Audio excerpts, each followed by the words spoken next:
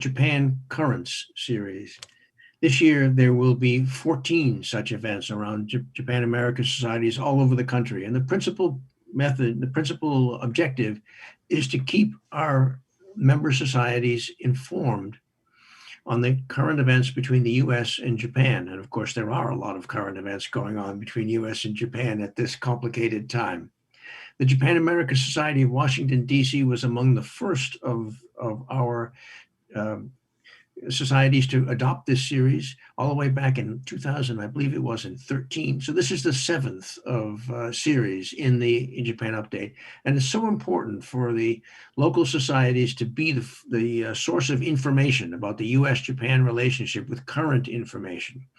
We're grateful to the Japan American Society of Washington, D.C. for helping us kick off this program 7 years ago and for maintaining it through these 7 years in partnership with the Carnegie Endowment for International Peace. You have a wonderful group of speakers coming up, and please enjoy the evening tonight. And please also be aware that many other societies, in fact, 13 other societies, will be conducting similar Japan Currents programs. We are very grateful to the Embassy of Japan, specifically to the Public Affairs section, who are our partners in offering this grant to our members. We hope you enjoy the presentations this evening. All right, and thanks, Peter. Let me echo you in thanking the Embassy of Japan for support. I'm going to serve as MC for the program tonight and tomorrow morning, depending whether you're in Japan or the US, tonight and tomorrow morning, this morning and tonight. The program is going to take place in two parts. So the first one will be over the next hour and 45 minutes, and part two will be 12 hours from now. You're joining this on the Hopin platform, and I encourage you to poke around the platform and take advantage of some of the various interactive features, such as we've created a networking lounge, which will be open throughout and after the event. So if you get tired of listening to me speak, you're free to pop over there and see if you can connect with a friend. You can also do that through the individual networking features. Do note that, among other things, we've got full participant bios that are linked to from the reception button on the left side of your screen that you can access. We're not going to go into in-depth introductions of speakers, knowing that you have those at your fingertips. So in a moment, I'll turn to Jim Schoff, co-host and moderator of the first discussion on Japan's domestic concerns. This will be followed by a discussion with Ambassador Kenichiro Sasai and Ambassador John Roos, moderated by Sheila Smith. For both panels, we're going to be taking your questions, so please do start thinking about what you'd like to ask and submit your questions along with your name and your affiliation to the Hopin stage chat window. So if you look on the left side of your screen, you should see a column with chat functions. Make sure you're in the stage chat function, and that's where you can enter your question. And if that's collapsed, you see a little icon that looks like a video camera. You click on that, and that will open up your options. Before I cede the floor, I did want to just take a moment to note the passing of Dr. Ezra Vogel over the holidays, who one of the final slaps in the face of 2020. This was a blow, and no doubt everybody in this program and attending in the audience is affected one way or another by his loss, which is really a testament to his reach and his impact. So with that, I would like now to turn over, if the tech all holds up, to Jim Schoff of the Carnegie Endowment for International Peace to lead off his panel.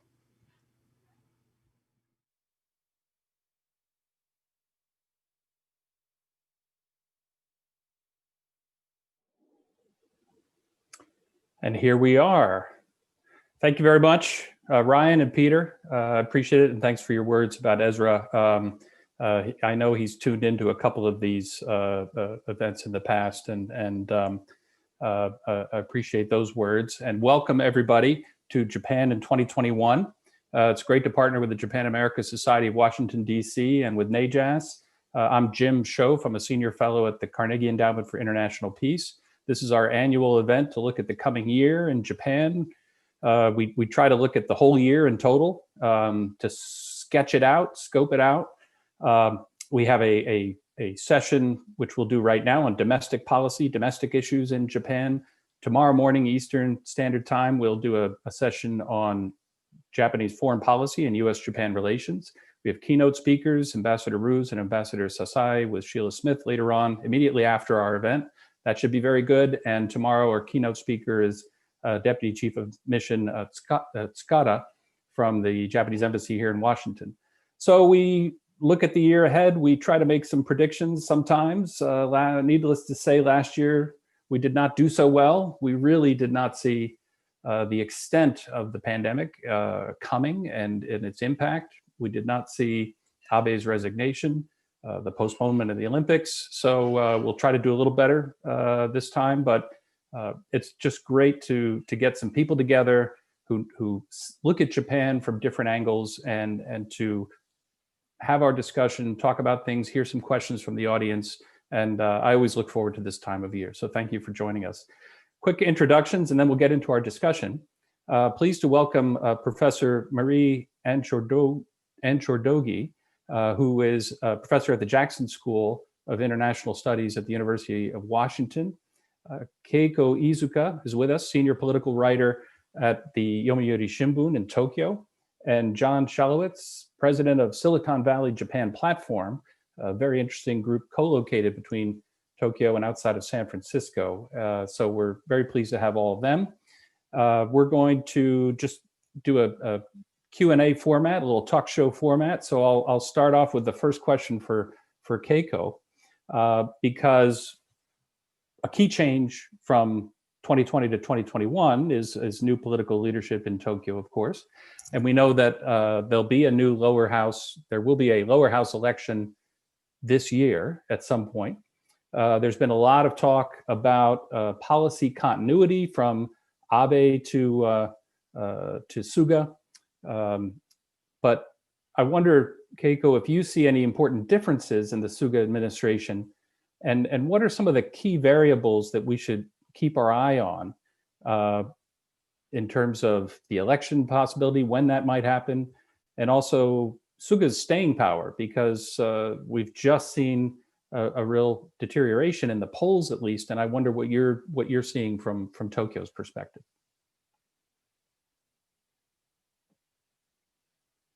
So Keiko, I think you're on mute right now. Okay. There we go. Yes. Can you hear me? Okay. Hello. Thank you for inviting me to speak at this important panel. Right now, it's 10 past 9 a.m. in Tokyo. Very clear sky, blue sky in Tokyo. Yes.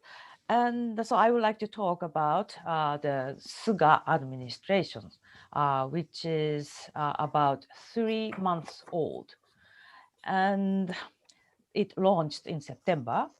But the prospect of this administration has already become rather shaky as of now. The major reason for people's disappointment is mostly about Suga's weak leadership. And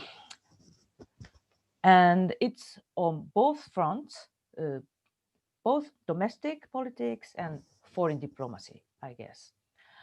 So I would like to talk on both fronts. First, domestic politics, and then next, foreign policy. So first, domestically, Suga's COVID measures have always end up behind, always too late. People think that the measures are rather too late and maybe too little. So, and people think, and it's been widely reported, that Suga is not listening to advisors. And maybe he does not have a good advisors that he is willing to listen to. He has good scientists around him, and of course, political aides as well. But he is not consulting with them with fully opened heart. So it always ends up him deciding all by himself. So which makes us surprise, or always surprised that why is this so late, or why does he all of a sudden make a decision like this? So it's a series of all the lack of clarity and maybe determination. That's the image that Suga is now proliferating nowadays. And the reason for that is perhaps could be described as like this. Abe, which has led the government for nearly 8 years, he had Suga to support him. But Suga, he doesn't have Suga. That's what Abe always said. So Suga doesn't have good Suga to support him. So it is really very hard for him. It seems very hard for him to make a good decisions in many on issues. So I think that there are many questions and discussions nowadays about prime minister's qualifications as a leader. And so according to the most recent poll by the NHK, which was released 2 days ago, 40% of the respondents answered that they supported Suga cabinet, while 41% answered they did not. For the first time since last September, support and disapproval were reversed. And I think similar trends appear in other polls as well, including my paper. So this is the trend is very increasingly fast that Suga's strength is waning as of now. He has to do something to boost his popularity.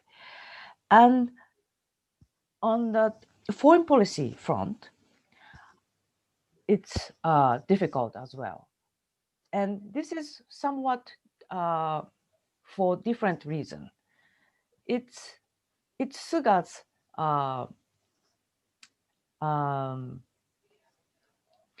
Suga is basically not interested in diplomacy. That's what many people feel surrounding him. He says that there's a political continuity, and he succeeds Abe's diplomacy, of course, but the so-called diplomacy under the initiative of the Prime Minister's office, the so-called Anchordoguy, has completely vanished now. There's no Anchordoguy in Suga administration. It's back to it has gotten back to the normal foreign ministry MOFA diplomacy. So Suga does not take initiative in order to create new strategy, maybe vis-a-vis new Biden administration, or maybe China or Korean Peninsula. I have not heard anything about Suga trying to proactively get involved in trying to create a new strategy.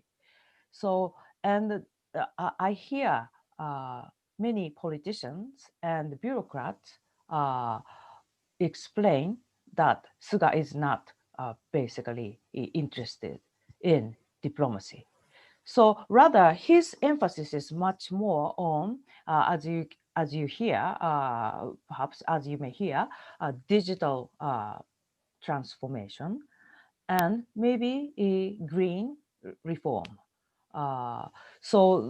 And those two things, digital transformation and energy reform, is for Suga, it is a economic boost package rather than trying to change the country or trying to make Japan, trying to figure out what kind of country Japan should be. It's more of an economic package for him. So it's a little bit different from having a grand strategy of what kind of Japan should be. So and I guess it's also not a short-term political change of dynamic either. Those two are very important issues, and we're going to talk about them in our session. Right. But you've highlighted a couple of very interesting things. This lack of kind of Conte cabinet prime minister driven foreign policy, which is a big difference from Right. Abe for certain. Right. And Abe did have moments where he went under in terms of there was opposition to some of the initiatives that he put forward on the state secrets law or other issues, but he always managed to turn it back around with the emphasis on Abenomics and that leadership quality. Yes. So that's very interesting. If I can, I want to jump to John, because Yes. part of the reason we had John here today is to talk about this digital transformation aspect. Suga's putting a lot of emphasis on it. Right. They're moving to establish a new digital agency in 2021. So John, I wonder, what do you see are some of the most important opportunities and implementation challenges for Suga's approach, in your opinion? And what kind of progress or milestones by the end of 2021 would you say indicate a successful year on that front? Great. Well, thanks, Jim, and very happy to be here, and very honored to be on the same panel with Marie and Keiko.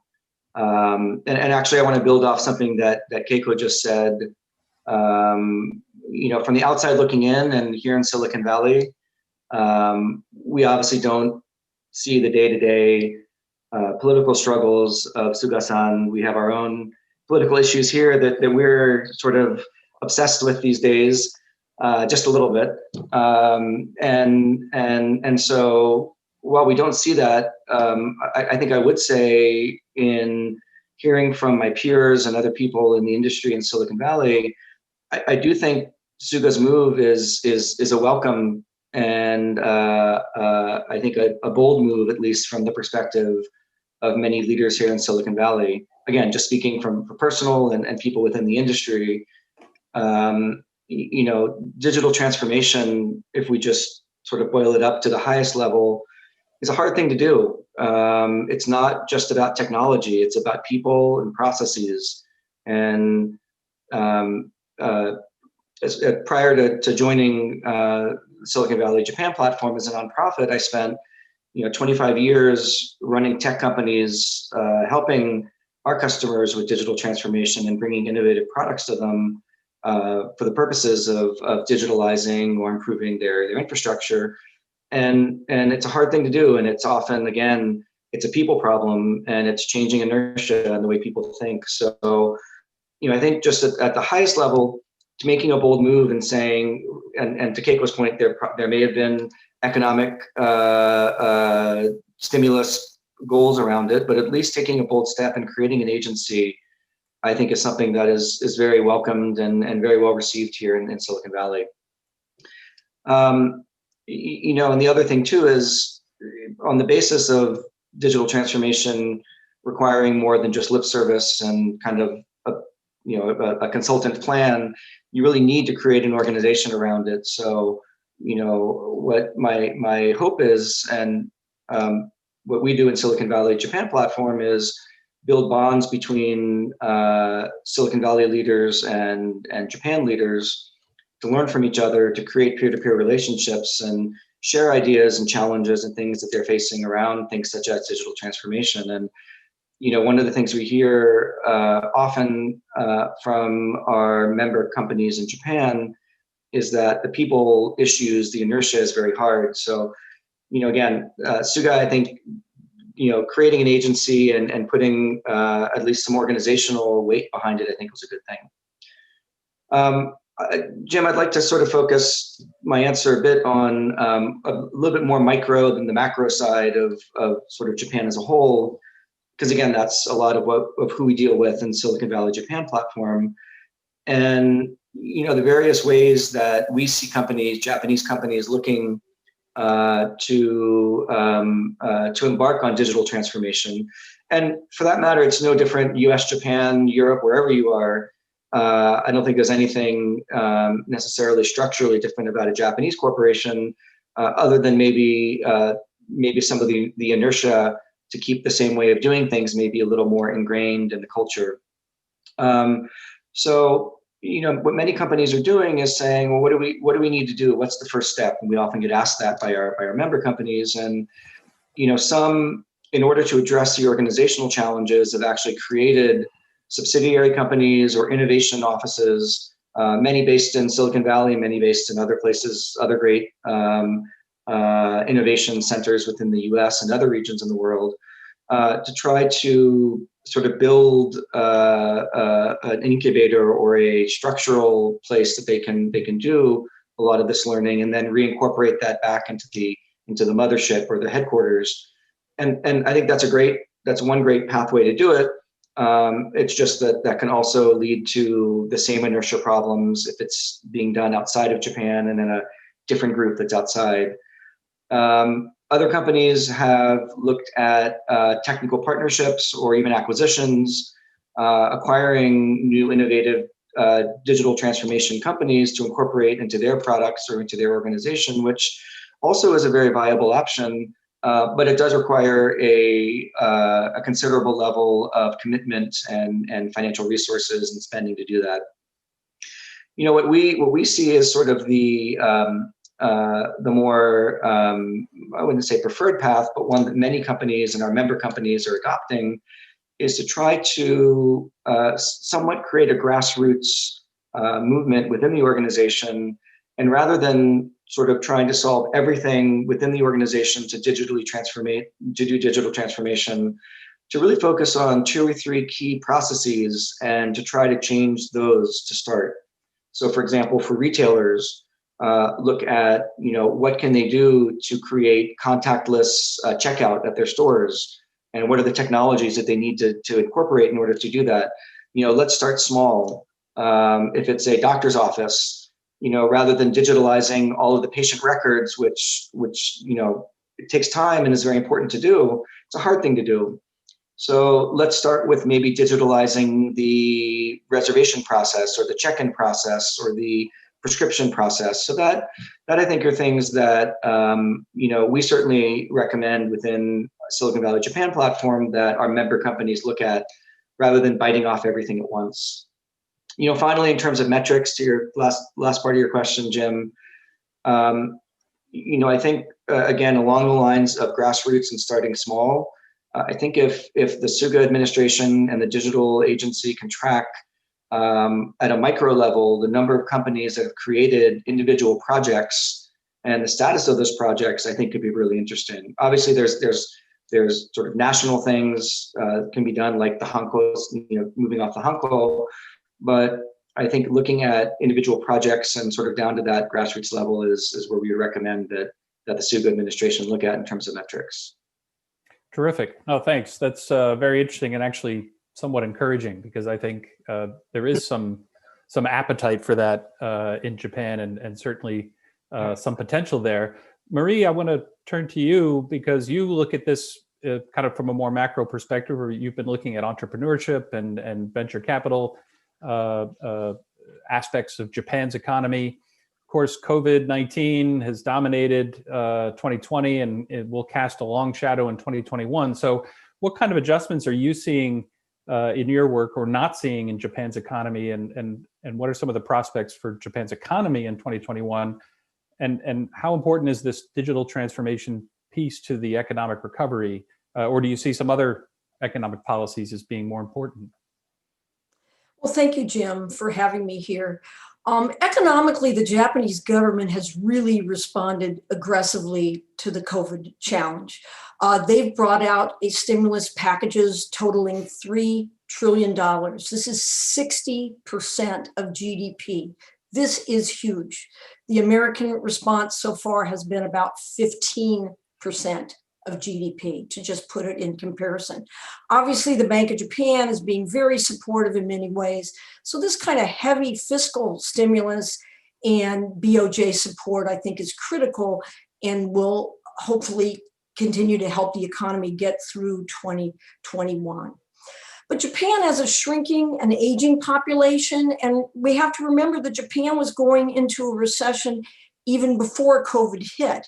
So I think Japan needs a lot more than just fiscal and monetary policy to get it back to sort of more healthy, sustainable growth rates. Some adjustments we're seeing. One point of optimism is remote work.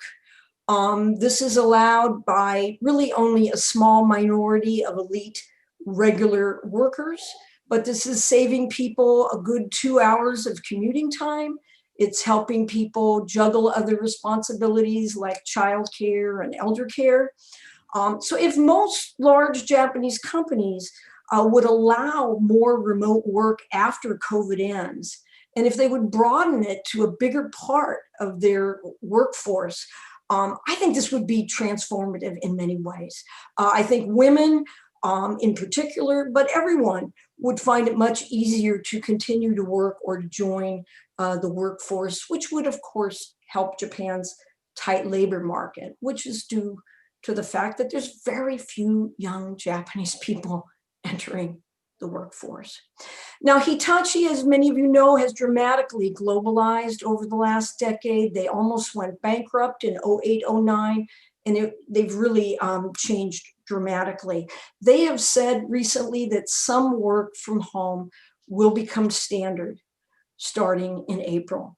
They've also said they're going to abolish the use of the Hanko seal on internal documents starting next year. Fujitsu too has said that they're going to halve their work space, cut it in half this year, because they're going to allow more people to at least sometimes work from home. So I think we're going to see this year more companies joining into this effort. And I think this is really important. It could increase the productivity of Japanese workers. This would actually allow for real wages to rise, which would allow people to spend more money and boost the economy. So if more companies get onto this remote work, I really do think it could transform the economy in many positive ways.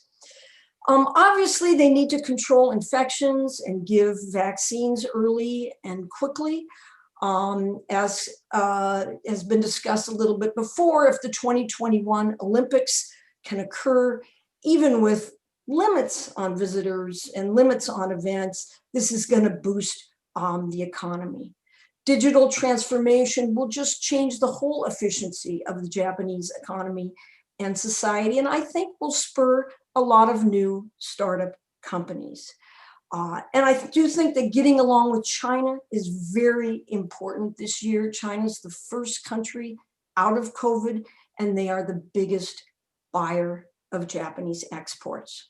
So in sum, I think we're going to see a bounce back in 2021 from the decline of 2020. But boosting the economy in a real sustainable way over the long run is going to require much more hard work. We need to see some serious deregulation like Abe talked about in his third arrow and never did. We need to see ultimately the high government debt as a percentage of GDP brought under some sort of control. And I think we really need Japanese corporations to reform their many inefficient traditional practices. This includes promoting and paying people based on seniority rather than on merit or performance. This includes changing their slow consensus decision-making process and also their discrimination against young people. Thank you, Marie. I mean, I can't, I'm listening to your response, and it's together with John's and what Keiko was talking about. I can't help but wonder if this year is a year of potentially some transformation in regional development, the kind of outer region countryside development. Because if the remote work piece is possible, if those areas are not getting the kind of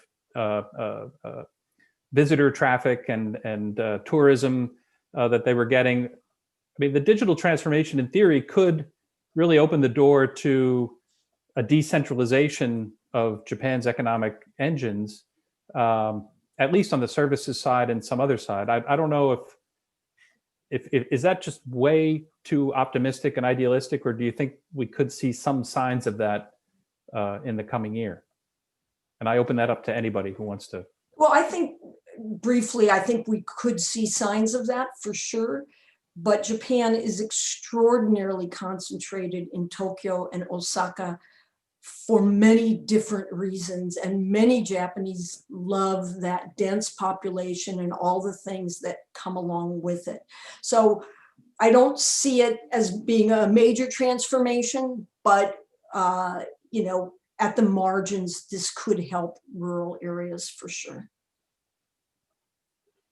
Yeah, I'd second that. I'd say that maybe there's functions in an organization that could thrive outside of Tokyo, development, software development, customer support.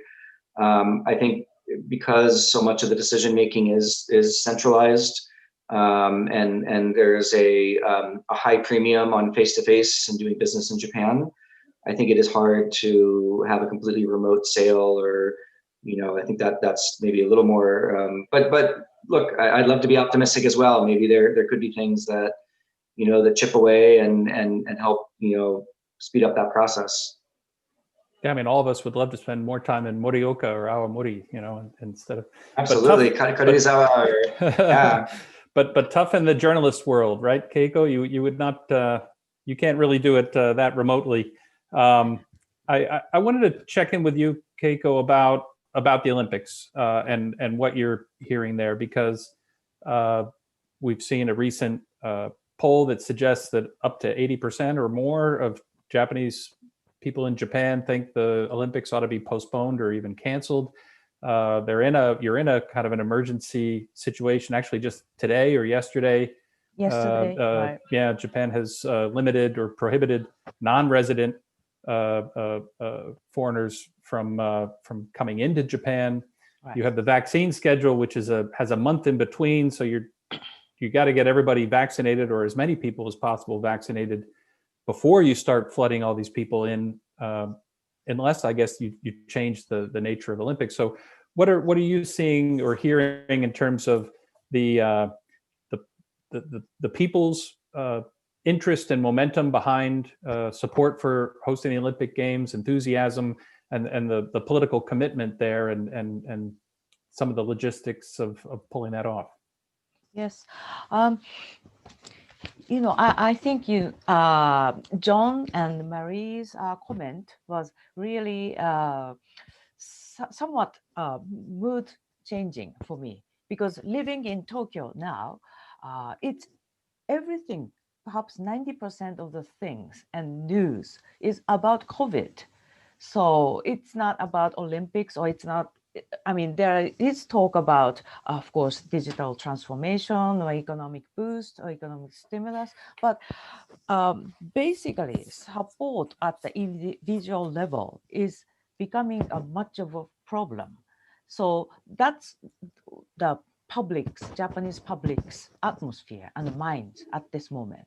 So if you ask people here in Tokyo, or maybe in Morioka or in Okinawa, everywhere, most people are skeptical about going ahead with this Olympics as of now.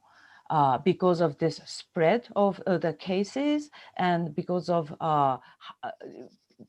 the government has not shown how to contain this pandemic, and we are not still sure how this vaccination will get on, will start as it planned.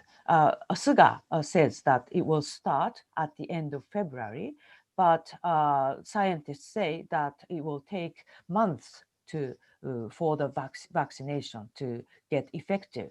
So we are not sure if that will be effective at the time of July, when the Olympics is now being scheduled. So Olympics is scheduled. So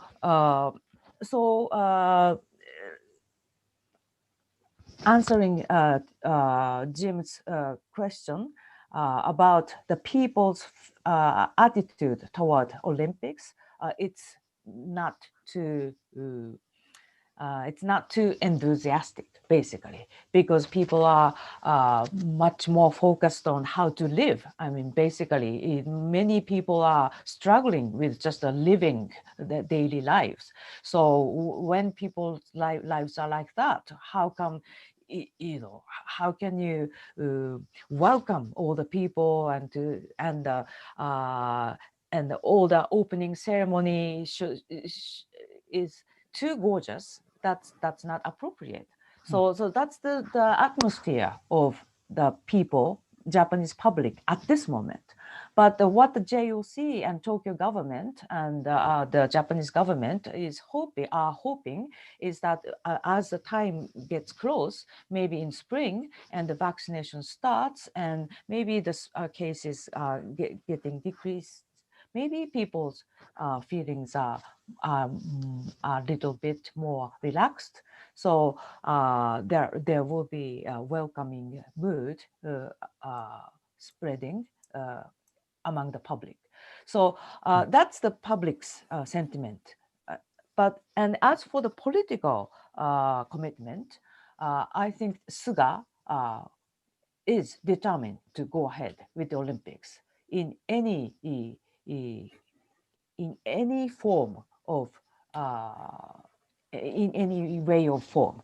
So no matter how small it would be, or no matter how close it would be, Suga will go ahead.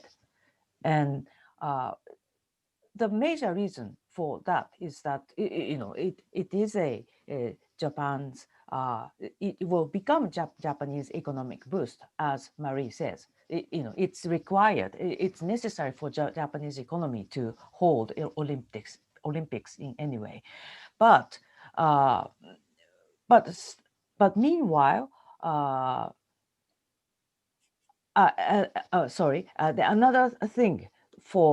another reason for Suga really wanting to go ahead with the Olympics is that it matters his political life, political longevity. His term ends this September as a liberal LDP's president. So he will have to hold the Olympics successfully in order to win the LDP presidential election, at the same time general election. So the days to monitor, days to watch from now on till this fall is, first of all, comes in April, where the by-elections will be national election. It's a by-election will be held. 2 of them will be held.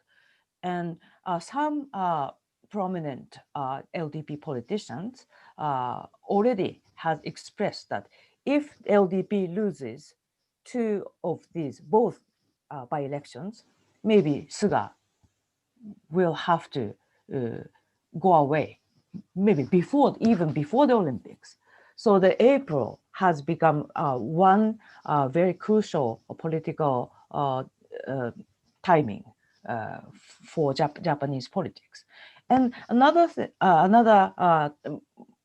timing to monitor is, of course, Olympics. But before then, there's a Tokyo Metropolitan Assembly election that will be perhaps held at the end of May and July. So and Suga might pick this timing as to hold the general election at the same time, simultaneously.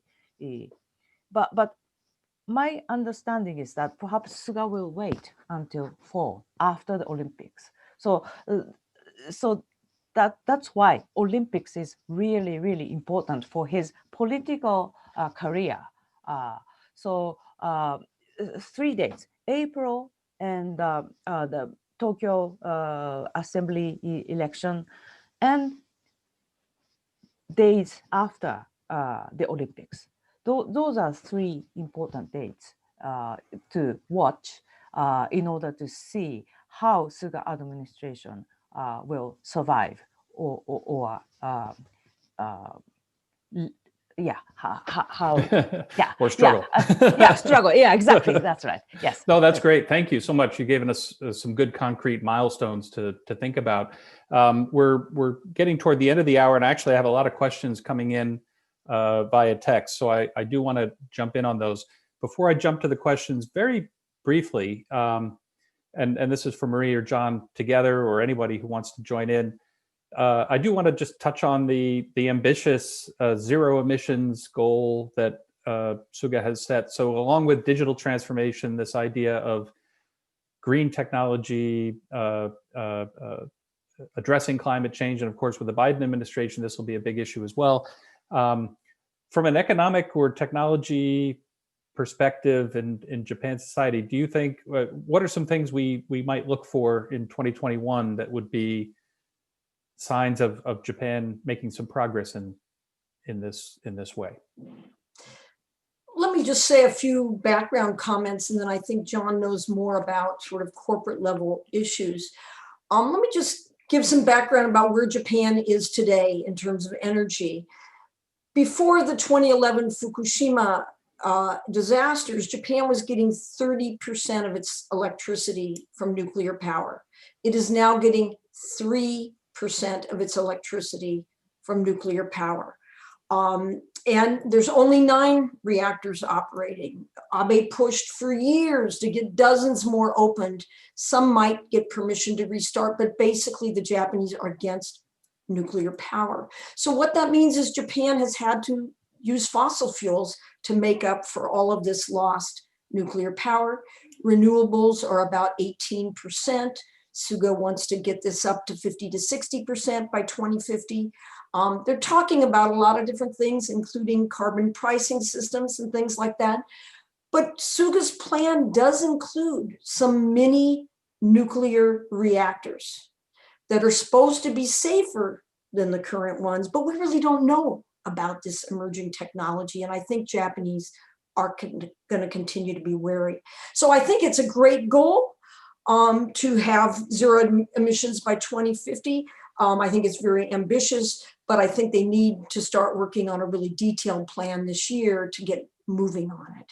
And then let me turn it to you, John, about more from a corporate point of view. Yeah, thanks, Maria. I think I'll just add shortly, in the interest of time, that oftentimes when it comes to U.S. Japan partnerships, or on the technology side, the partnerships, oftentimes it's a one-directional relationship or partnership, such as in the case of digital transformation.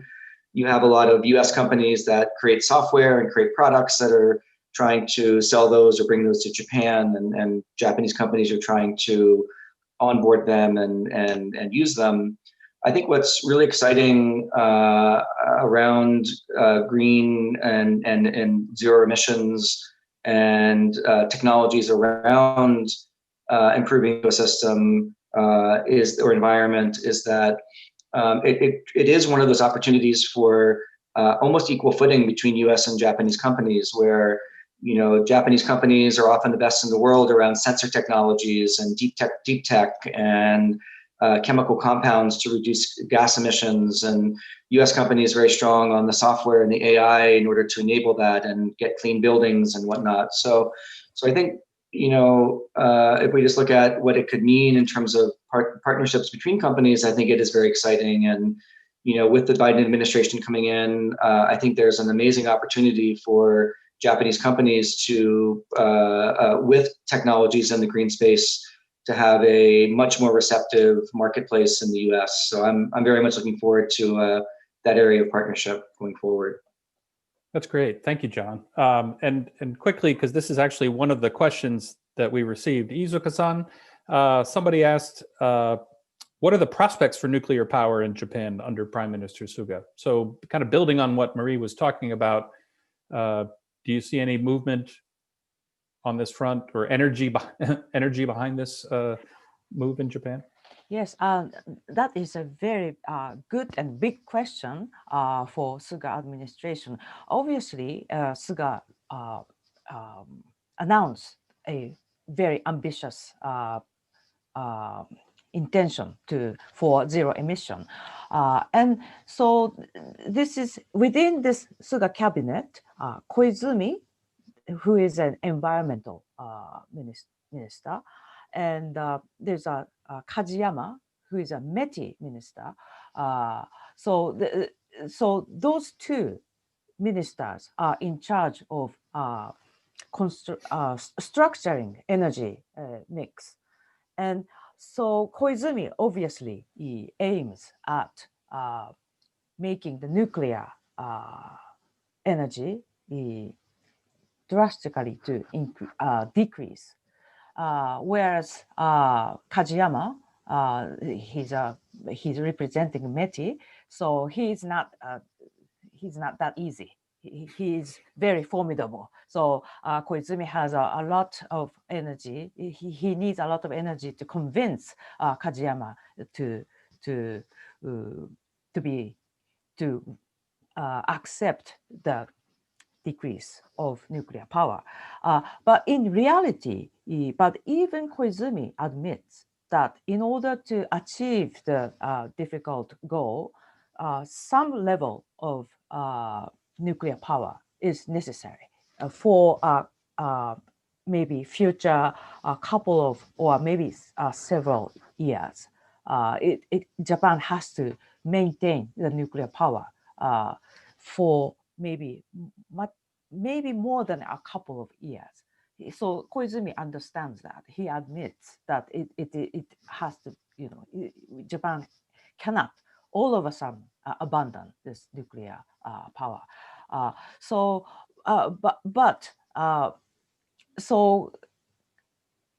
there was a very big change as for the Kajiyama-san's attitude, that he is willing to discuss this matter with Koizumi, which is a big shift from previous METI policy. Yeah. So that took place within this Suga administration. Maybe under the Abe administration, this could not have happened. So there was a merit of Suga's announcement, or at least to go for this, trying to achieve this zero emission objective. And as you may know, Kajiyama is a very big confidant of Suga. Suga and Kajiyama-san is a deshi follower of Suga-san. So because of his father's link with Suga, right. Suga worships current METI minister's father, former chief cabinet secretary Kajiyama. So in that sense, there is a merit of Suga administration, the launch of Suga administration, but there's still a skepticism about how they do it. Well, and here, the sustainability of the Suga administration throughout 2021 is going to be critical, because yes, if you're going to make progress on big policy issues like what's the role of nuclear power, what's the right mix, digital transformation, some of these other big issues, right? If they can't sustain having people in these positions because these debates will take time to unfold. And it needs stability of the administration. Yeah. So that'll be interesting. One other question that came in was about immigration policy. And I don't know, Marie, if this is anything that you follow, or if anybody on the panel wants to attack this. But there was a question about whether we might see in 2021 some movement toward further reform or liberalization of immigration policy in Japan. Is that on the agenda at all? Does anybody know? I don't know if it's on the agenda. I think they still haven't met really what Abe, sort of the reforms that Abe came out with. A lot of those got stopped by COVID, obviously. So I don't think we're going to see something in the next year or so. But just in general, these are certainly looking from an American perspective.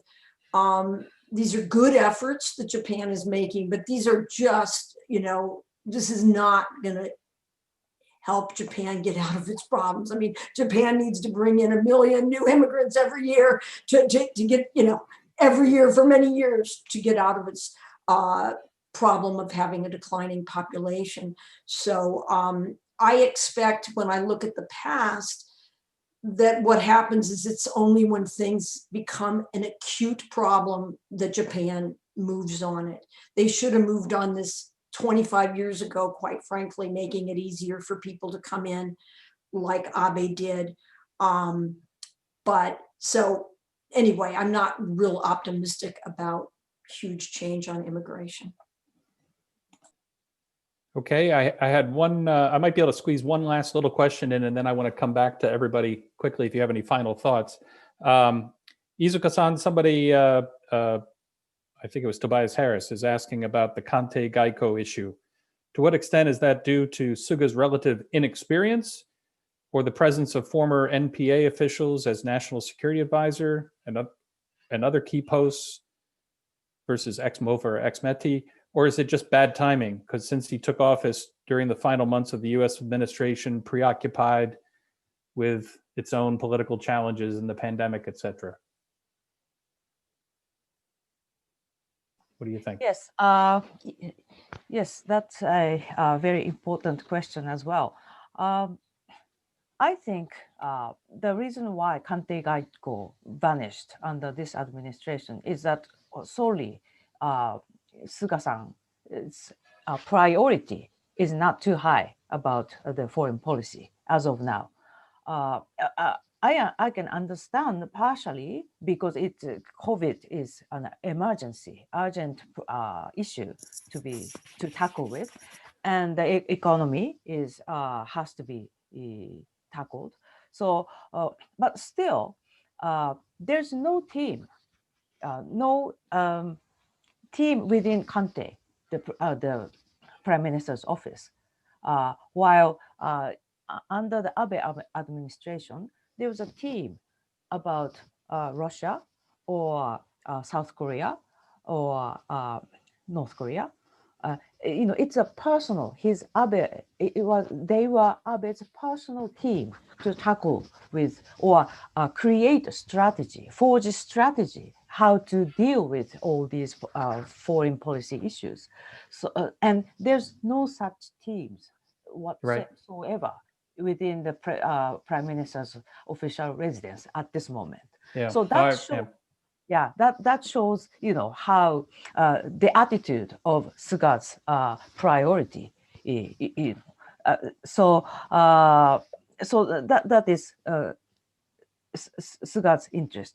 And one more thing I would like to point out about this Japan-US alliance. One good example shows the shift from Abe politics to Suga. It is a discussion on a long-range missile. It involves the ability to attack enemy bases, and that's a very politically sensitive issue, as Jim well knows. And so Abe, when Abe stepped down, in September, he hoped the new government would identify policies to be undertaken by the end of 2020. But Suga completely postponed the discussion, basically. So there was never a conclusion about this discussion. So we can feel that the heat has so much declined to deal with this issue. Right. That's one example. So I Yeah. think that about the defense and foreign policy, for Suga, they are not the top priority as of now. Right. No, thanks. And of course, in tomorrow morning Eastern time, later on tonight in Japan, we'll have our international panel as part of this event, and that will feature a big focus, obviously, on the U.S. Japan alliance, and we'll get to some of these defense issues there. We're just about out of time. We're going to have to stop at our hard stop because we have a great fireside chat discussion coming up next, and I hope people stay with us for that. John, you didn't get one of the questions directed at you, but I want to give you maybe a chance to jump in with any final thoughts before we say goodbye. 30, I'll do my 2-minute drill or 30-second drill 30 here. seconds. 30 seconds, yeah. I just say that, getting back to digital transformation, it requires bold moves sometimes and some drastic changes. And just within our own organization with our members, COVID has been horrible, obviously all the deaths and all the disruption around the world. But if there's any silver lining, it would be that, getting 30 Japanese CEOs on a Zoom call with multiple US CEOs and executives would never have happened last year. Everything we did was in person. And so my hope is that, we've adapted amazingly as a world and in economies around the world and as companies. And if anything, let's learn from this and learn to be even more adaptable. I think, our experience has been that people have adapted really well. That's terrific. Thank you. And thanks to our audience who has adapted to our Japan in 2021 event by attending online, and to all of our participants. It's great to see you. John, thank you. Marie, wonderful to have you as a part of it.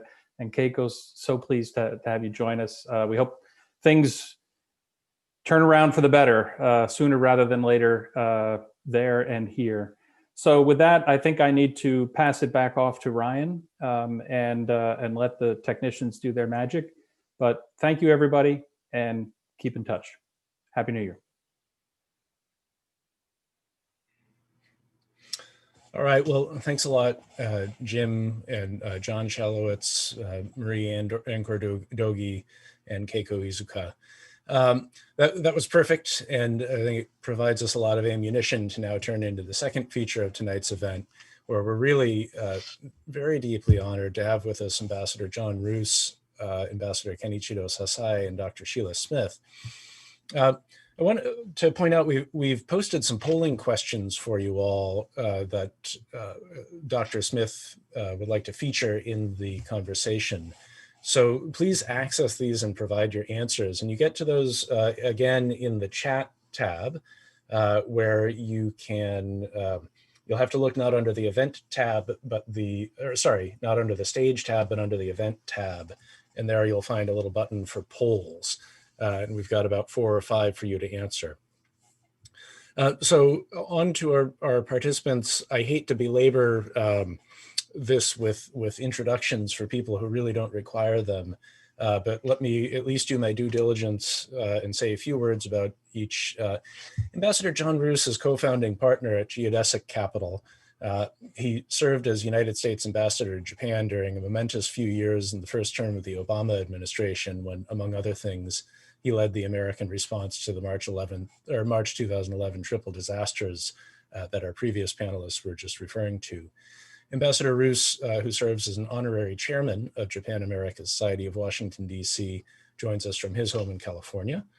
Ambassador Kenichiro Sasai, joining from Tokyo, is president of the Japan Institute of International Affairs and is one of the senior diplomats in the Japanese government. Ambassador Sasai preceded Shinsuke Sugiyama as Japan's ambassador to the United States from 2012 to 2018, and is very well known to many in this audience. So we're really grateful to Ambassador Sasai also as having served as honorary patron of our society while he was in Washington.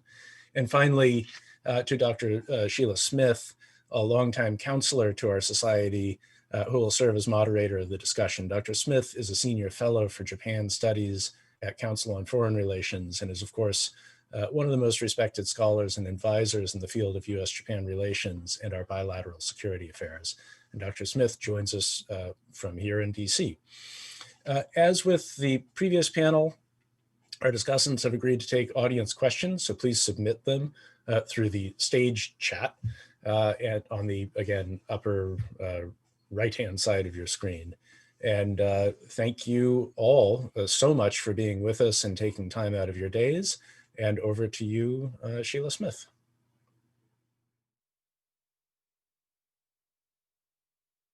Pleasure to be here, and it's a particular honor to be here with two ambassadors who have represented our country. John Roos, you all know, served in the first Obama administration and was the United States ambassador to Japan from 2009 to 2013. Kenichiro Sasai was Japan's ambassador to the United States from 2012 to 2018. So both of you gentlemen overlapped there for a year or so, but you also overlapped in different capacities before and after your terms as ambassador. I want to focus a little bit tonight on the particular viewpoint, not only as ambassadors, but as observers of the U.S. Japan partnership that both of you bring. We are in a moment of transition. Tokyo, of course, has had a transition, as our previous panel discussed, the transition from Prime Minister Abe to Prime Minister Suga. And we are in the midst of an unprecedented series of events here in Washington that will lead to the inauguration of President-elect Joe Biden and Vice President-elect Kamala Harris next week. But I wanted to focus for both of you, if you could. John, you first, if you don't mind, because you were in Tokyo at a moment, obviously, of also similarly unprecedented transition when the DPJ came into power. I wonder if you could focus a little bit on where you think the ambassador's role is during a transition and any sort of observations you might have about this, the importance of this particular moment for U.S.-Japan relations. Well, first of all, Sheila, Dr. Smith, it's great to see you. Sheila was just a wonderful advisor to me from the very beginning when I went to Tokyo. And Ambassador Sasai and I, Ken, we became incredibly good friends because Sheila, what you didn't point out is before he became ambassador, he was the vice foreign minister. So he was my senior contact in the administration, the Japanese government, and we became very close friends and a wonderful relationship. So I came to Japan in a very interesting time, a time of incredible upheaval. I had in 4 years 5 prime ministers, and just to show how clueless I was, I used to talk about the stability of the U.S. government and hopefully the Japanese government with its 5 prime ministers could get that behind it and obtain some stability. Well, Japan did achieve stability. I didn't know we would end up where we ended up. 4 years ago, I serve on the MUFG Global Advisory Board, and I did a presentation where my first slide was we stand at the edge of the abyss with the Trump presidency. And I asked those I was speaking to and all the Japanese people to be patient with the United States, that we would self-correct. I had no idea how bad it would become. And now, thankfully, from my perspective and a significant majority of Americans, we're going through a new transition to a group of leaders, not only President-elect Biden, but Secretary of State Blinken, Jake Sullivan, the National Security Advisor, a whole group of leaders, Bill Burns, who's now head of the CIA, or will be confirmed as such, who was the #2 guy in the State Department. We now are transitioning, in my view, back to a group of people that understand the importance of allies, understand the importance of relationships.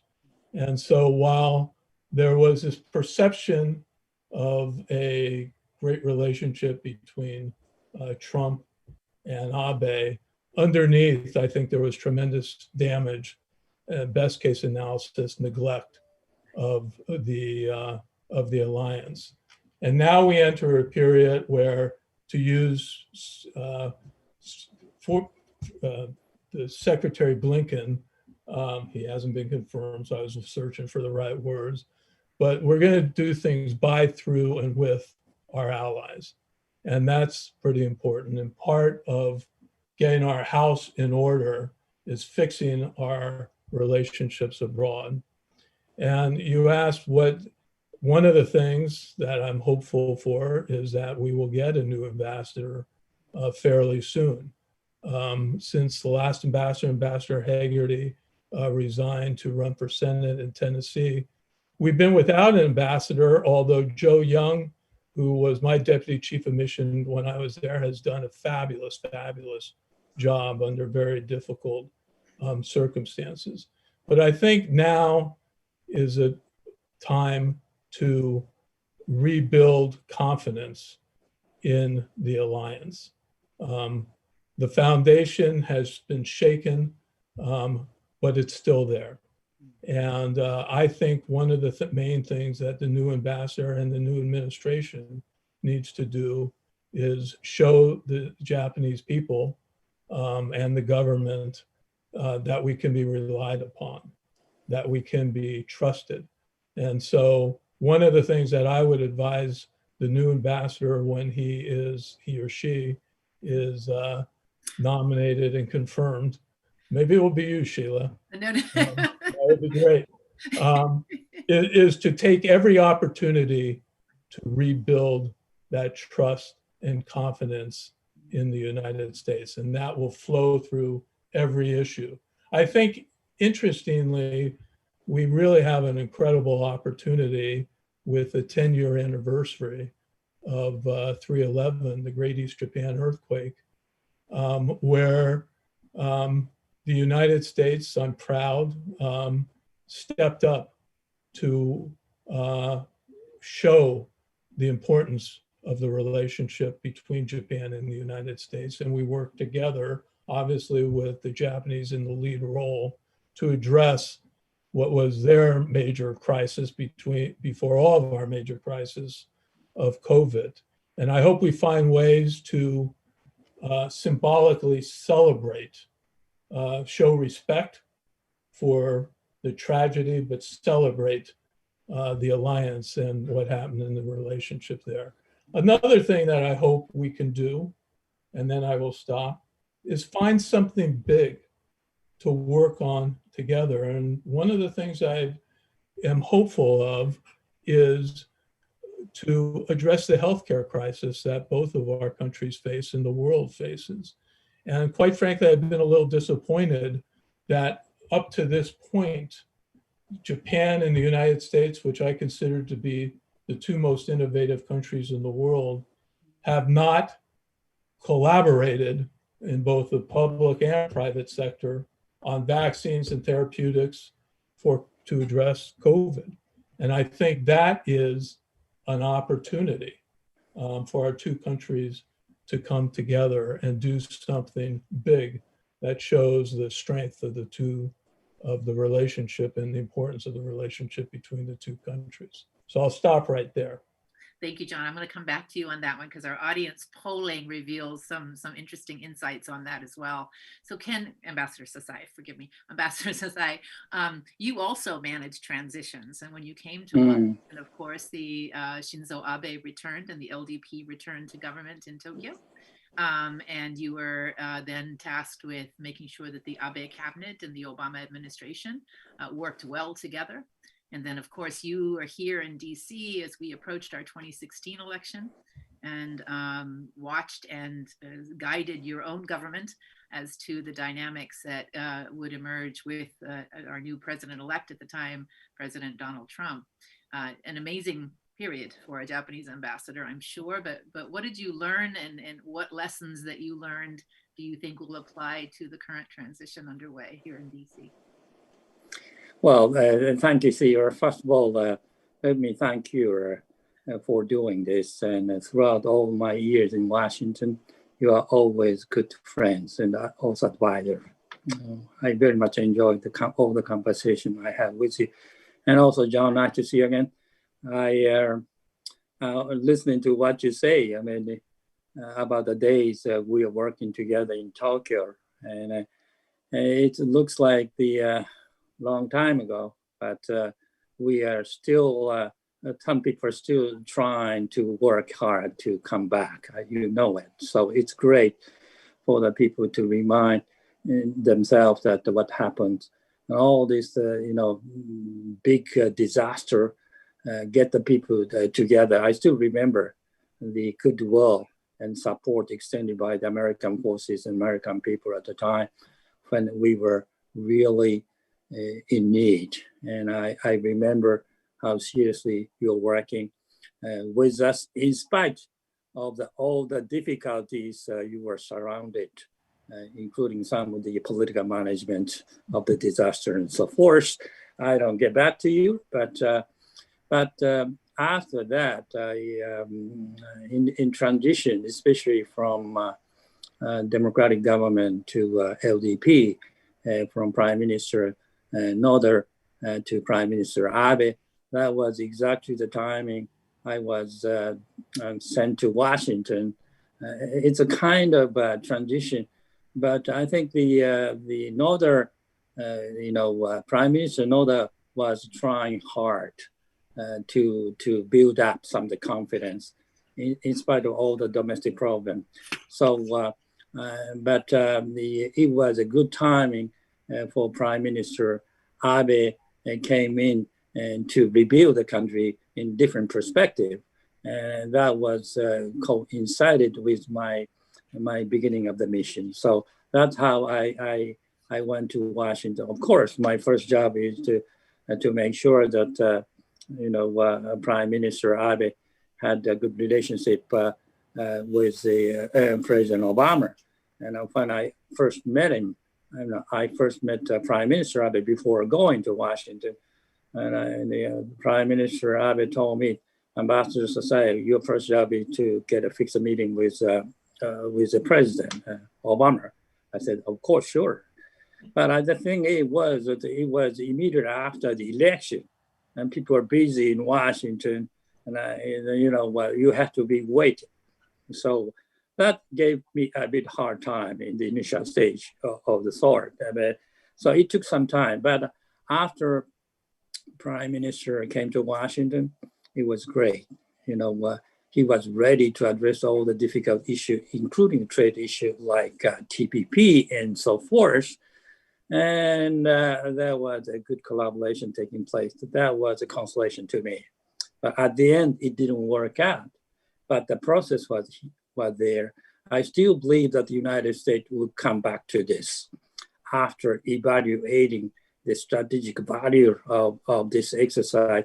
It's not simply Democrat versus Republican. This should be more of the bipartisan instrument to cope with the rise of China, especially on the trade front. We will argue this one later on, but I just wanted to mention this because I think this was one of the most, I would say, the salient issues the Prime Minister Abe at the time when he came to Washington for the first time was addressing to President Obama. Then I think 4 years of Obama presidency, that was very much rewarding to me in many ways. The Prime Minister Abe made a courageous decision on the security issues. You all familiar with this one. And then, there was a good liberal causes. They were trying to work together at the time, including reconciliations of the relationship, President Obama's visit to Hiroshima, and also Prime Minister visit to Pearl Harbor. That was kind of the confirmations of the trust relationship we have to build over the years, and that period ended. Then the President Trump came in, and that was I had John said that Trump period, relationship, between Washington and Tokyo was very difficult and not necessarily good. You are kind of a partisan in that way. I'm more, a bipartisan, and to be honest, I mean, there was a positive part, even though there is always a difficult, environment and issues around President Trump. But when it comes to the relationship with Prime Minister Abe, I think that was uniquely good. I don't talk much about the reason, but they are doing pretty good. So in terms of the relationship, we are not really shaken. When there is talk about the disruptions of the allies and so forth, I think most of the Japanese didn't feel that way. Possibly that was more salient to the European NATO alliance, I would say so. But we could argue, of course, on this point too. But I think in the Trump period, I think the major focus was how we would address this North Korean threat and also emerging Chinese challenges. And all these were related, but at the same time, I think there was some appreciations on the part of especially conservative people and crowd in this country that Trump was doing good to be tough against China. Could the Joe Biden do the same things? I think people we have to be honest about it. So that remains to be on our agenda. Now, I think the mostly, when I was in Washington during Trump presidency, what I was trying to do was, first of all, try to get the understanding of the president himself rather than all the government and bureaucracy and experts. I mean, how we could convince the president on the issues confronting us, both especially North Korea and China, and what we need to do. I think most of the conversations they were carrying was focused on these two important topics of the thought, and that still remain on the table. And also when the new president Joe Biden will be coming, we are most of the people, joining the government are familiar to us, and so in that sense, the women-led majority of women, it's surprising, not necessarily surprising, but possibly a welcoming signs in terms of diversity, and also all these professional and experts of the thought, and also kind of well known, to us. So that give us some sense of and hope, and also expectations that we could get together. I think in this transition, the most important thing is, first of all, on our part, the Prime Minister Suga is new, and he's not relatively known to the American public, and so I think the best thing is, first of all, to get him known to the American audience, and also, of course, to Joe Biden, President Joe Biden. And I think the important thing is for them to get together in early timing next year, February or whatever, and when the things are more or less calm down. You might not say that it's not going to be calming down, but I think that there should be a moment for the president to begin to address the foreign, agenda. So we hope that they will get together to talk on the bigger picture, especially what would you do on the Indo-Pacific theater? What do you want to achieve? What are the methods we would do it? We would, work together on how are you different from Trump? In what way and why? and what could we do together? And I think especially there is some concern expressed by the conservative here that is Joe Biden basically tried to work on the dialogue and then try to be nice and to negotiate, not necessarily from the strength, but more from the principle and logics and moral high ground. Is that going to work with China? I think people would argue that way. So all these, are subject of the debate. And I think I'm glad that we have a new ambassador also going to Washington soon. He's still in Korea, I guess, but I'm sure that he will do a great job.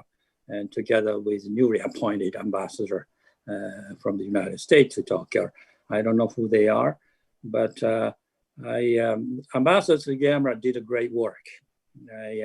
In spite of all the difficult circumstances around him, especially this COVID-19 period, the job of ambassador is pretty difficult.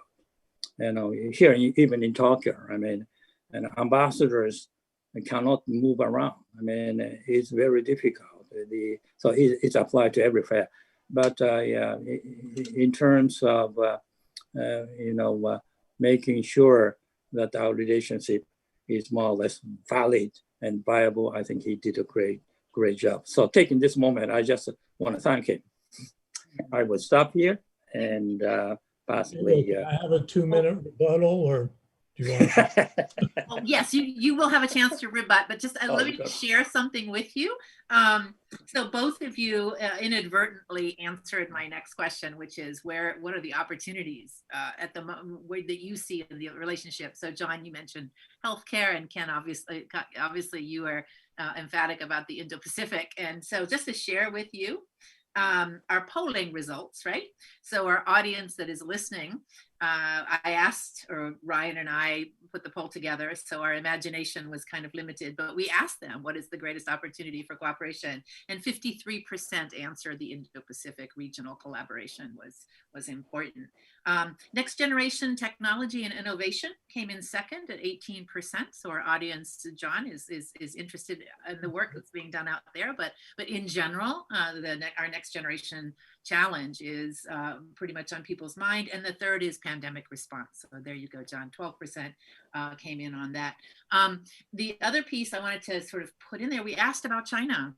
And so, if you sit in Washington, of course, you're ear to the ground and you're listening to Japanese public officials or reporters and others. And of course, there's a real worry, obviously, coming out from Tokyo about whether or not Biden, and I'll be blunt about it, you guys don't have to use this language, but will Biden be pro-engagement as opposed to being, as Ken said, arguing from a position of strength. But we asked our audience, can Washington and Tokyo actually agree on China policy? Or is this a big focal point of dissension? And 70% of our respondents said yes, Washington and Tokyo can agree in the next administration. So despite the worry and concern, and sometimes we hear it in anticipation of the new team coming in, I think there's a fairly strong consensus that we'll be able to find our way to a common approach on China. So I'm going to ask you to be a little bit on the other side, which is not just opportunity, but what is your biggest concern? And John, yes, you can rebut a little bit. We're cognizant of the time here, but what is your biggest worry for the alliance in 2021? What is it that you are concerned about that we shouldn't overlook? And we're all, again, fans of the U.S. Japan relationship, and among our audience as well, we want this to go well. So what, if you had the ear of President-elect Biden, Prime Minister Suga, I'm sure you both will and do, what is it you're going to tell them to be careful of, be aware of? And well, John, do you want to go first? Yeah, I think President-elect Biden is fully aware of it, but it dovetails into the whole China discussion, where I disagree with Ken. I know the conservative being tough on China. We've seen a spiraling down of the relationship between the United States and China, and that relationship is pretty key to the future. And I think the Biden administration does go in with its eyes wide open. I think, if you look at kind of the three areas that they talk about, there are going to be areas that are adversarial. They're going to be, all three of these areas are going to be critical for the U.S. not to go it alone, but to work closely with Japan in particular and its other allies. And there are adversarial parts to the relationship, whether it's the theft of intellectual property, South China Sea, we can go on with regard to some of the real sensitive areas. Then there are competitive areas, trade, which Ken touched upon. And then, of course, there are areas of potential real cooperation, whether it's pandemic, climate change, nuclear non-proliferation. So I think we are at a very sensitive point in the world with the continued deterioration of this relationship between the United States and China. And I think that the United States, along with its allies, most particularly Japan, is going to have to work on each of those areas to try to find, to stand up to China where necessary, but also to try to find common ground and opportunities to improve the relationship. Because the track we're on now, I think, is, as I said, very much spiraling down, and we need to change that. And that, to me, is the biggest challenge. There are many others, North Korea being one of them, where I don't think we have advanced the ball, and that's putting it diplomatically. But I would really like to see our two countries work hard together on the whole China issue, given the critical importance to the 21st century of that. Great, thank you, John. Ken, do you want to tell us what you're worried about or respond? Yeah, I mostly agree with John on the point of importance of working together on the various agenda you just mentioned, but this is kind of Chatham and friends. I think we could be more candid in terms of, I would say, talking about the potential dangers or problems. I don't say concern. At the end, I think we could work this well, but I think there are some things we need to make sure that we are on the same page. One is, I think, on the global agenda, liberal agenda. I agree with John on the importance of working together on the health, for example, WHO issues and how to make all this international regime working better. And in conjunction with collaboration on how to stop the virus spreading more, not only necessarily our own countries, but also the other developing countries. Those situations would prevail, I mean, for some even years possibly to come. So I think that is an area where we could work together to advance our own collaboration. And if there is some, for this one, I don't have much concern.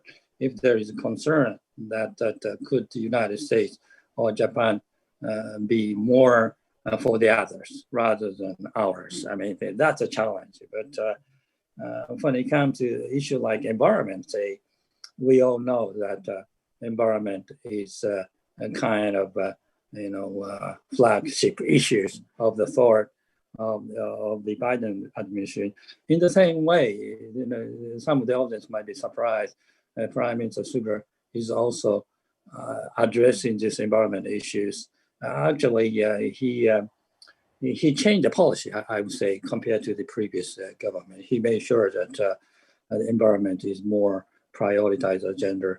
We are pursuing, emission, carbon zero, society in beneficiaries of the thought.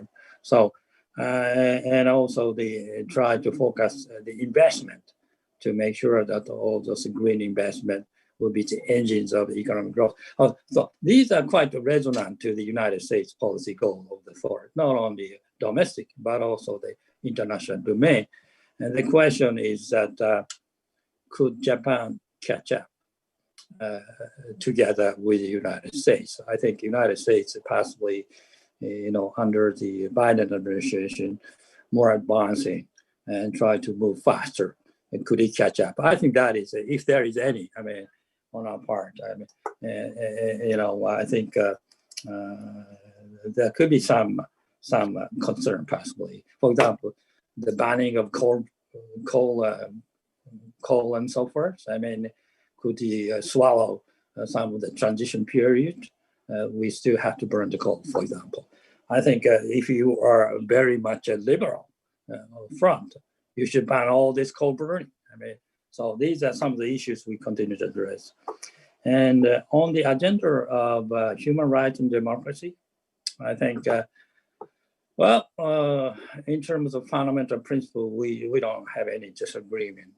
But I think there could be some, I would say, difference of the approach might be coming in when you try to address the issues of China and some others of some undemocratic nations of the thought.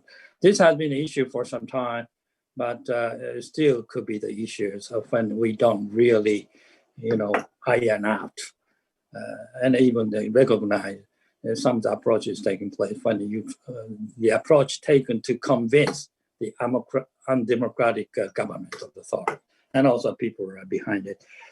Now on the Chinese, on the technology issues, I think this is more germane. This should be the major agenda for the bilateral collaboration, obviously, whether it is semiconductors, 5G or and others, and new technology, sensitive technology, even including military technology. I think in terms of making sure that our alliance is working well, we have to compete with China and not to be defeated. So I think our high-tech collaboration is more of the strategic and given more high priority, both in the defense and in the economy.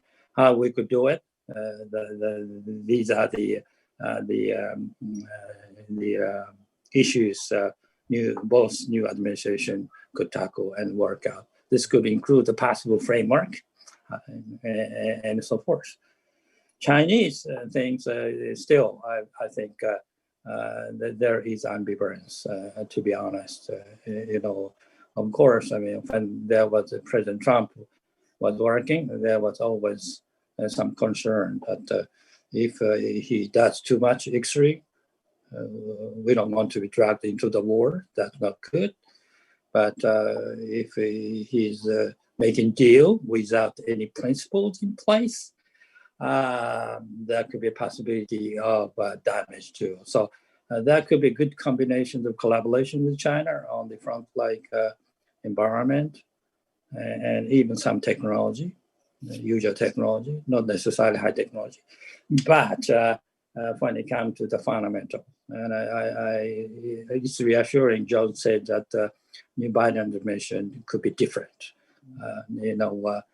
As we see what happened over 4 years, especially, and that's great to hear. If I could, will you hold for 1 second, John? I'm sorry, because I will come back to you, I promise. I just want to share two things. One, the poll on the biggest worry for the alliance. You won't be surprised, I think, but neither of you mentioned either of these things. So 32% of our respondents mentioned the global economy, and the other 32% said U.S. leadership. So COVID goes down a notch, North Korea goes down a notch from that, but those two things are on the minds of our audience here. I have a specific question for Ken, or a couple of specific questions on Japan's politics, and then I'm going to come back. John, you'll have a chance to rebut. Do you want to say something No, specific? I don't want to rebut. I just want to. You want to say something about technology? Yeah. I agree that, and it goes along with the pull of the global economy being, the biggest concern. This whole area of technology and digital transformation, of which I've literally devoted my post-ambassadorial career to here in Silicon Valley, is key, in my humble opinion. And I think that there is so much that Japan and the United States can, should, and has begun to do together, and really building off of each other's strength in that regard. So I think the world economy and the recovery of the global economy and each of our individual economies in many ways is driven by the whole technology issue. I'm sure Ryan will forgive us if we go over a couple of minutes. Do you want to spend a minute or two telling us any specific areas that you think are promising? The whole area of digital transformation. I mean, that is, we have this convergence of all of these different technologies, whether it's don't get me started on this. 5G, artificial 1 minute. intelligence, No, I'm just kidding. Go ahead. robotic. It's incredible what I've seen more innovation since I've come back here in the last few years than I have in my entire career in Silicon Valley. And it's the convergence of all these technologies and the fact that Suga-san has made digital transformation a priority, and the advancements that are taking place here in the United States, one of which is beneficial to everyone, the work from home and all the technologies surrounding that and the potential long-term implications of that are incredible. And that is one of the areas that I think Japan and the United States on both the government level and the private sector level can do an awful lot. It opens the door, I think, to so much that could be typically in the private sector domain, but what now we have a public policy priority in Japan that would really be helpful if we could find ways in which the Biden administration can speak to that. I think would be excellent. We have a couple of questions on Japanese domestic politics. John, if you'll forgive me, I'll ask Ken very briefly for his take. And then I'm going to come back to both of you to talk about the job of an ambassador in the 21st century, right? But let's ask a little bit. We're going to push you a little bit. Here's a question about Japanese conservatives being worried about President-elect Biden or Democrats being soft on China. I think the question here is, and especially for you, Ken, because you spent a large part of your career also working on Japan's policy towards Asia, is this balancing act, right, between our economic engagement with China and hopefully our ability to engage China on some of these other normative rules-based kinds of issues. How do we balance that with our strategic concern about Beijing's activities and its increasing assertiveness in the region and beyond? That's a progressive thing, or is this really a policy, the difficult nut to crack? Yeah, that's the issues I think all the policymakers are now debating and thinking, and I think there isn't a sort of a definitive consensus yet. I would say so, but if there is any one, I think we can't totally decouple China, and that is wrong. And in terms of economic relationship with China and trade and investment, normal and day to day, and that includes not only China and Japan, also China and the United States. I mean, obviously, and so that part don't have to be damaged, like raising the tariff unilaterally, violating WTO rules and so forth. That could go on. And in spite of the fact that we have to compete with China on the technology front, and also make sure that all these technologies are not stolen, and making sure that they are not hacking, making sure that Chinese are not really subsidizing heavily and industrial policy things, and all the things need to be addressed. And also we have to make sure that we have to maintain a credible military presence in the regions together. But that increasingly, when it comes to the technology developed by the military and the government and the private sectors, I think the demarcation is unclear these days. So there are the areas where you have to be very careful and try to work out the common benchmark, especially between the friends and allies, like Washington, Tokyo. For example, when you go for restriction some of the technology relationship, including Chinese companies and so forth, and you have to make sure that you are on the same page. And also there has to be a sufficient consultative process proceeding before making official announcement and decision. And often the case, United States makes a decision that you come on, you follow us. And that will be causing a lot of problems. So I think, especially when China is now ready for deploying the same measures as the United States is trying to do, and to restrict the Chinese, so-called Chinese technology to be exported. And if the companies in Japan and other such countries would cooperate with the United States, those companies will be also subject to retaliation by Chinese authority. So these would place the companies in the dilemma of the thought.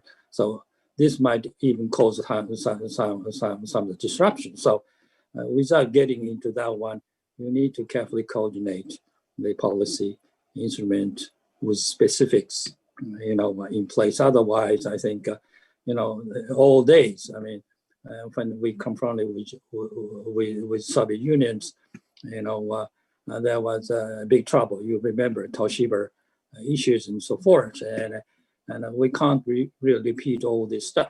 So we have to make sure that we are in good consultation on the issue. That's what I wanted to say. Yeah, I think what, it's too early to worry about some of these issues, but of course there are hard choices that are going to be ahead of us here, both and the alliance. I think it's going to be incredibly important that we talk about those choices in terms of the trade-offs and the advantages of policy coordination, but not in terms of partisan, soft, hard on China, Democrats versus, conservatives, like that. I think if we go down that path, I think the relationship will suffer. And I think we ought to keep our eyes focused on some of the really difficult choices that could be ahead of us.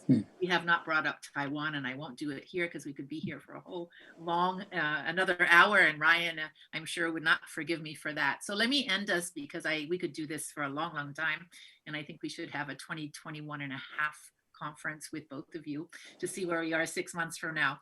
But let me end on the question about the role of the ambassador in the 21st century. I mean, this is in some ways, people think this is an old-fashioned role. It doesn't really matter because the two capitals and the policymakers in the two capitals really make the decisions. But I have watched both of you and up close be extraordinarily influential in ensuring that this partnership is strong. Not only between the two governments, but also among the people of the United States and Japan. So I'd like to end, if we could, by your reflections on your time as ambassador and on this particular role, and what you would say to the people who are coming ahead or going to succeed you in this next era. What would be your advice? And if you don't mind being personal, share with us a little bit the joys of the job. John, do you want to go first? Sure. Well, first of all, I get calls every other day of people that would like to become the U.S. I bet you do. So I know it's a very listen, I say this to everyone. First of all, when I was asked to become the ambassador to Japan, it was by far and away the biggest honor of my life. Prior to that, though, in the concept of becoming an ambassador, I was skeptical because of the things you hear about, well, the decisions are made in Washington, what kind of influence do you really have? And I didn't find that at all. When I came to Tokyo, first of all, I spent time trying to listen and learn as much as possible, because as you guys know, I came from the private sector, so I was not a career diplomat. And the relationships, including the two of you, Ezra Vogel, who we mourn, had influence on so many of our lives, Ben Makihara, so many people I got to meet and pick their brain and learn from in really thinking through how I wanted to address the ambassadorship. And there's one part of the role that is obviously just being there, representing your country, and showing the support for the Japanese, the travel, the getting out of Tokyo, traveling all over Japan, being the symbol of your country and helping to establish that personal connection. There's obviously dealing with the issues that the three of us have talked about in this session that to me were fascinating.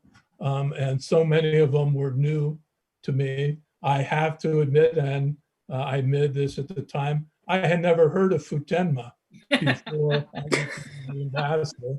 And for the first but you became an expert by the time. I became an expert. But it's your influence is what you put into it. And, I hope I had influence in Washington on some of the key issues that we've talked about today. Obviously, the key policy decisions are made there, but you do have tremendous influence.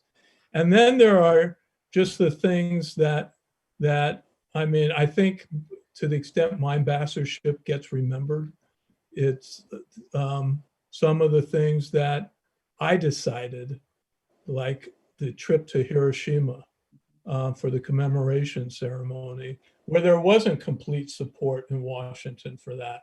And I had to lobby for it along with Jim Zumwalt, who I think is attendee at this, who was my deputy chief of mission, who was invaluable in kind of working the system to make that happen. That ultimately did lead to President Obama going there, which had huge symbolic importance for the world. And then there are just things that you cannot ever prepare for, and that was 3/11. And at that point in time, boy, did I learn firsthand the importance of being the ambassador. And by the way, I don't mean to be political here, Ken, but Trump has been a little down on the quote deep state.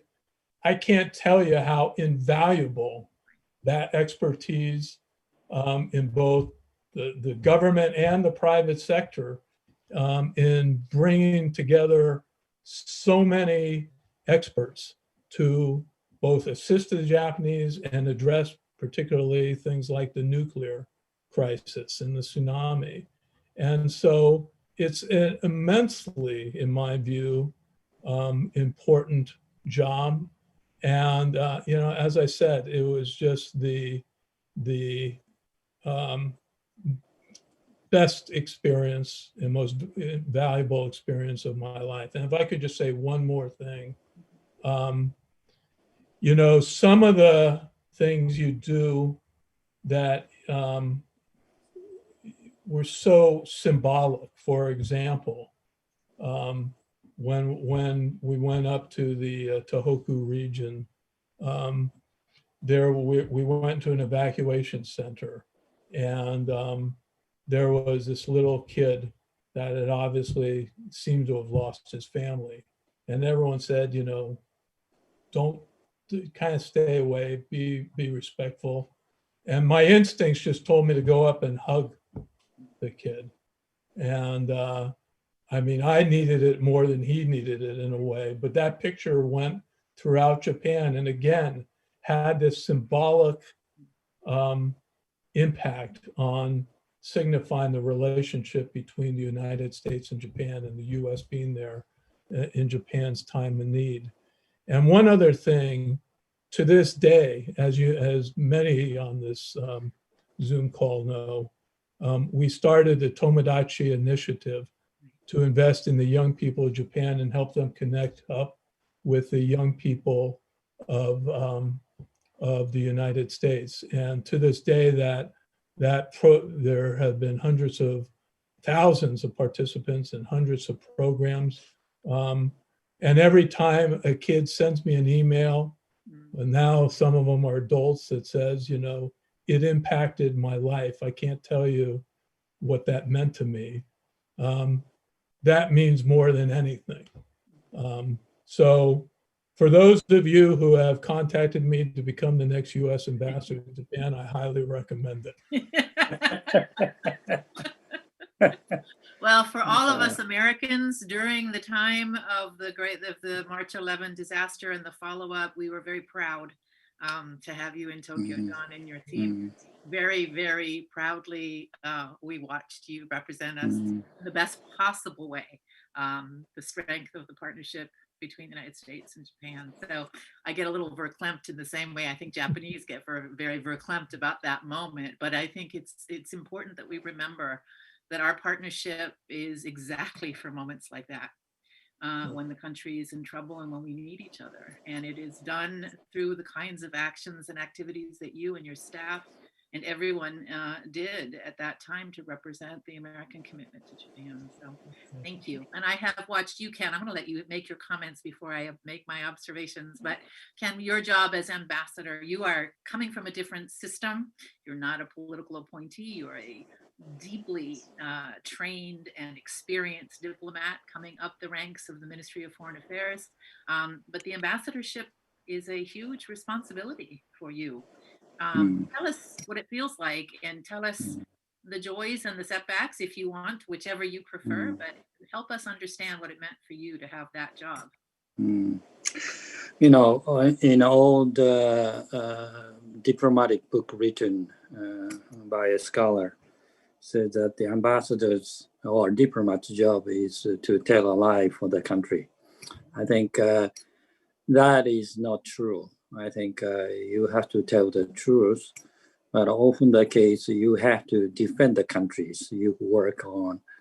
You can't really, even though you have a cynical skepticism of what your government is doing, you have to reserve for that the personal use, not necessarily for the official use, because you are working for the government as a loyal servant to the government. It doesn't mean that you know, you don't tell the whole story, including especially the relationship with the host government you are working in.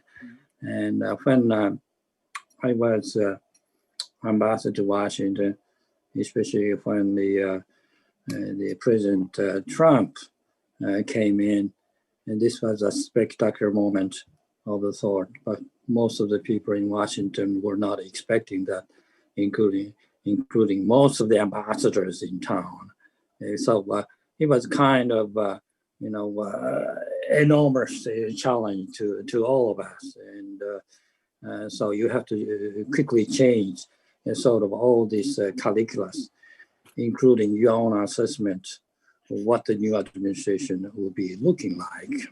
And some ambassadors, you know, I don't say who, reported to their home country, saying how dangerous this government could be and all this stuff.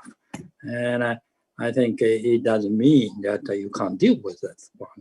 So you have to be really professional in terms of judging what is the essential character of this government, as well as the strengths and the weakness of the government. And that's the professional things all the ambassadors need to do. And often the case, you try to tame down some of the problems. You find that to give the impression that to maintain the relationship, but you have to be honest and candid in making your own assessment. And that's the job of the ambassador. It doesn't mean that you have to talk in public all these things as a professionals. But number two is that, you know, the ambassador's job is basically as John said, that need to be together with the people. I mean, not necessarily with the government. I mean, government means that, host government, and including both the professional and political leadership, but also the Congress and journalists and widely American grassroots like Japan-American Society here in hosting together with us. You have to be there. You have to show up. 80 or 90% of ambassador job is to show up, and you represent and talk not only about your own country, but also your own sense of what you think about the relationship. So for that, I really enjoyed all this friendship extended not only from the government, but also from the wider American, people, grassroots. Everywhere I did go, I was giving a good, receptance, and I enjoyed going out and speaking.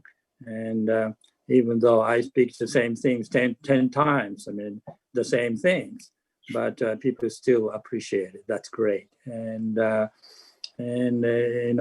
coming back from Washington, I talked with my wife how wonderful our life was in the United States.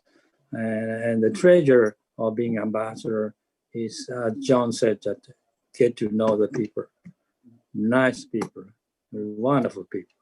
And that's a treasure. And throughout all this life, you will never forget. That sense is important. So whenever America is in trouble, whatever, we follow very closely, as if it's your own mother country. When there is some problem in the United States, we feel very bad about it. When there is good thing, today, as John said, it could be a possibly good day for the American democracy, showing its strength still, and it's good. We really love to see America coming back very strong, in the sense that we all know about American values. And so these are the joys, as ambassador. But I think at the end, when the real sort of joy is possibly when you get over the programs. Sometimes you can't, obviously, but when you feel like you are getting over the difficulty together with your friend, that gives you enormous enjoyment. I don't say which at this moment, but there are several of that, and I haven't written any memoir yet. But please all do. this, is a source of my indulgence, personal indulgence, when I look back on the job I did.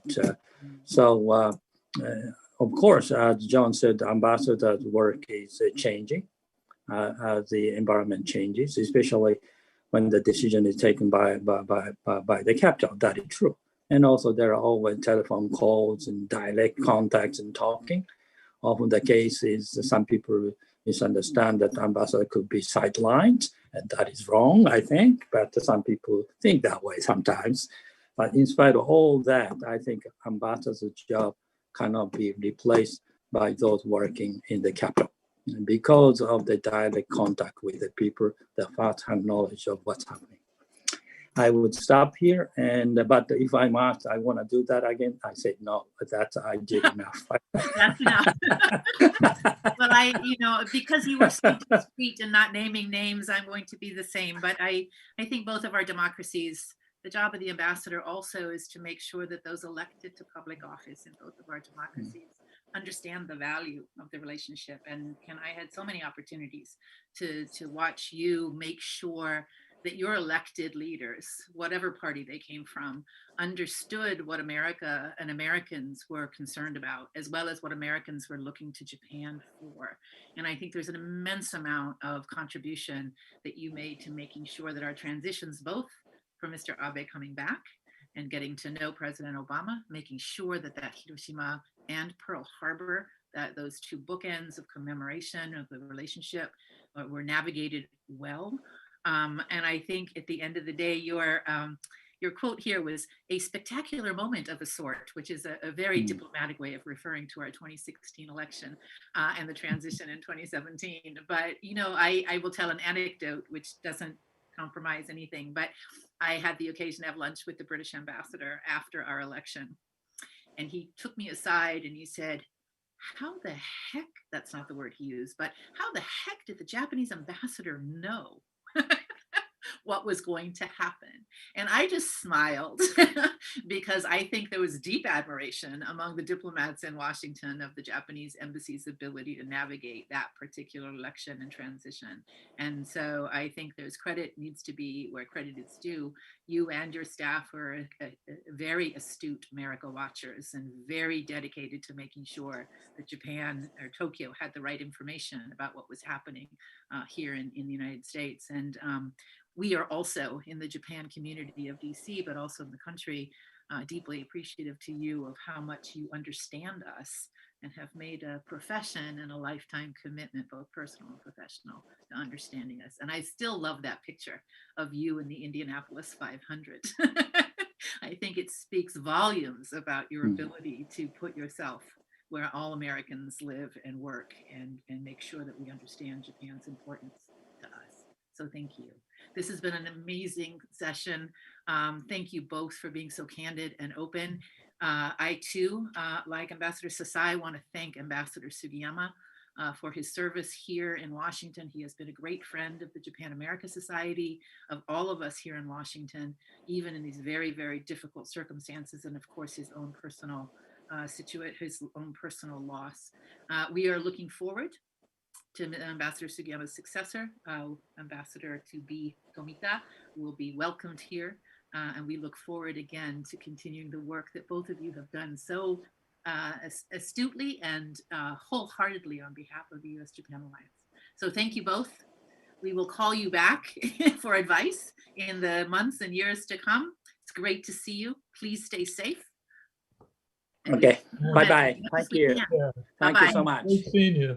Yeah, thank you all. Thank you. Thank you. Good to see you. Thank you. Bye now. Bye. Well, thanks a lot, Ambassador Roos, Ambassador Sasai, and Dr. Smith. We might call you back for Sheila's idea of a Japan in the year and a half. I like that. So maybe we'll reconvene in July. Look, I appreciate everybody allowing us to take the liberty of going a bit long, but hopefully you all agree that was worthwhile and a really nice way to close out the night. We're just about adjourned. I want to invite everybody who wishes to remain on the Hopin platform. We'll keep the platform open for another hour or perhaps more, so the networking options are available for your use. And the individual networking features remain open as well. So thanks to the Carnegie Endowment, NAJAS, Embassy of Japan. Thanks also to Japan American Society of Washington, D.C.'s individual and corporate members, and in particular our Yokozuna level corporate members, Panasonic, Astellas, MHI, and ANA. If you're not an annual member of our society, I encourage you to join us and help support programs like these. Let me also extend my thanks to my colleagues, Mari Fromell and Olivia Kent, and at the Carnegie Endowment, of course, Jim Schoff, but also Alexander Taylor working behind the scenes, as well as our colleagues at Sonos Productions. In about 12 hours, we're going to continue this program. We're going to be joined by DCM Tamaki Tsukuda at the Embassy of Japan.